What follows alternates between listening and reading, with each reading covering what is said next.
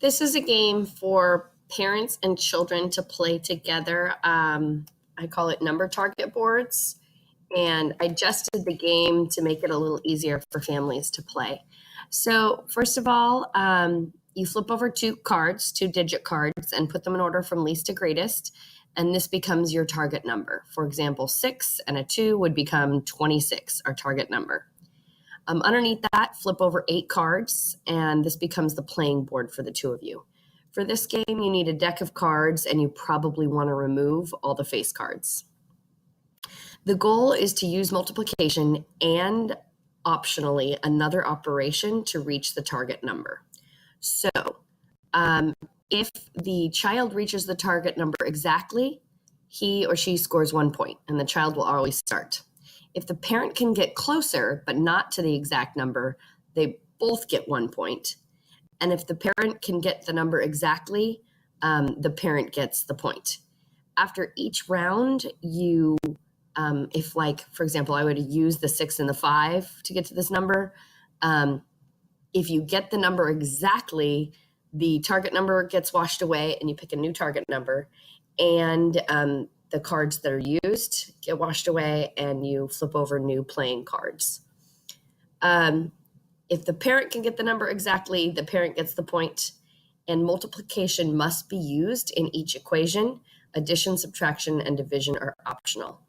So let me show you what that might look like. The child would start, and the child might look at these numbers and say, 8 times 2 is 16, plus 10 equals 26.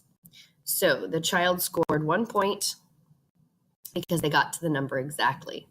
So then we wash this away and pick new cards for this. I guess that would be an ace.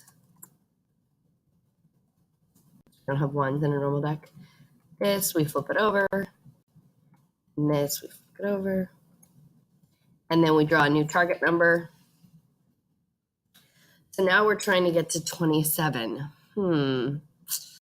Well, the child goes first again, and they're like, well, I know 7 times 4 is 28.